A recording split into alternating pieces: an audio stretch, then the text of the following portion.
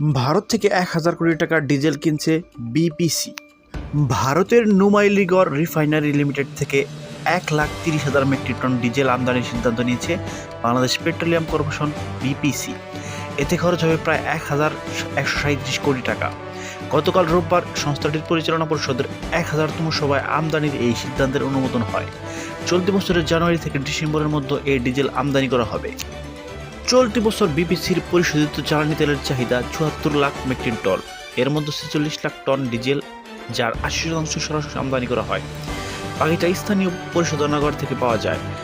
ভারতের নুমাইলিগড় refinery limited থেকে নিয়মিত পরিশোধিত জ্বালানি তেল আনে বিপিসি।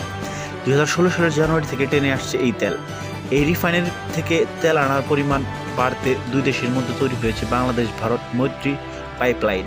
এই পাইপলাইন দিয়ে নুমাইলিগড় থেকে দিনাজপুর পূর্ববর্তী জ্বালানি তেল আসছে। গত বছর ভারত থেকে ৭৭,০৫৫ মেট্রিক টন ডিজেল আমদানি করা হয়েছে।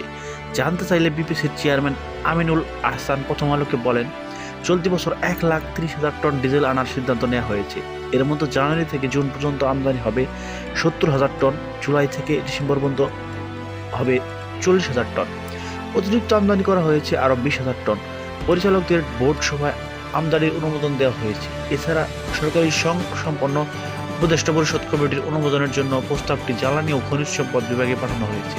সেখানে অনুমোদন পাওয়ার পর আমদানি প্রক্রিয়া শুরু হবে।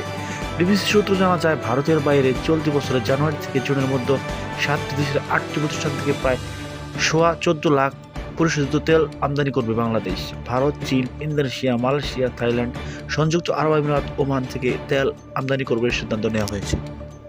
দেশগুলো থেকে জ্বালানি তেল আমদানিতে ব্যয় হবে ১১,৪৭৯ কোটি টাকা। গত বছরের ২৪শে অক্টোবর অর্থনৈতিক বিষয় সংক্রান্ত উপদেষ্টা কমিটির বৈঠকে এই বিষয়ে নীতিগত অনুমোদন পাওয়া যায়। বিবিসি সূত্র জানায়, আমদানির প্রক্রিয়ার মধ্যে রয়েছে গ্যাস অয়েল ৮,৮০,০০০ টন, জেট ওয়ান ১,৯০,০০০ টন, মোগাস ৭৫,০০০ টন, ফার্নেস অয়েল ২,৫০,০০০ টন এবং মেরিনো ফুয়েল ৩০,০০০ টন।